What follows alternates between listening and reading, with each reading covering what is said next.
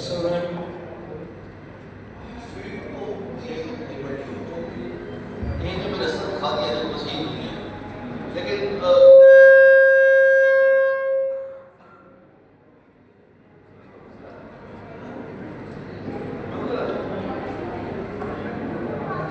अब चलिए ठीक है ठीक है। अपने आप को तीन ऑप्शन अपने आप तीन ऑप्शन से और तीनों ऑप्शन का मुस्तकबिल अगले 5 साल में देखिए कि कैसा नजर आता है। इंटरनेट है आपके पास। इंटरनेट पे आपके पास बहुत सारी फील्ड ऐसी हैं, वेबसाइट्स ऐसी हैं। एक वेबसाइट है answerthepublic.com। answerthepublic.com पे अगर आप कीवर्ड डालें ना, उससे रिलेटेड जो पिछले 48 घंटे में गूगल में सर्च हो रही होती है, वो कन्वर्सेशन कीवर्ड्स करके प्रोपोजिशंस करके बता देता है कि क्या दुनिया बात कर रही है, क्या चर्चा क्या हो रहा है इस बारे में। अपनी फील्ड को सिलेक्ट करने के लिए 3-2-1 का कॉन्सेप्ट अपना लें, but for the testing purpose.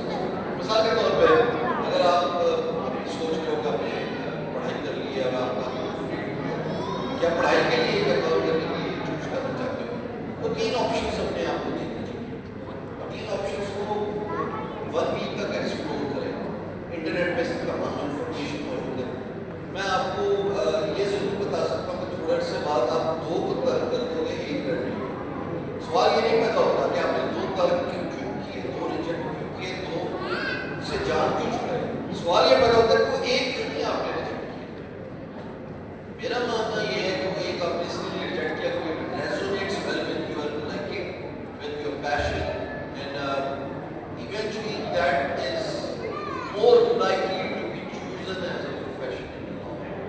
3-1 2 आप रिजेक्ट करोगे, जो 1 रह गया वो आपने इसलिए रिजेक्ट किया कि वो आपकी उसके लिए कोई लाइकिंग है, तो थोड़ा सॉर्ट लाइक सॉफ्ट करना उसका जिंदगी हो सकता है।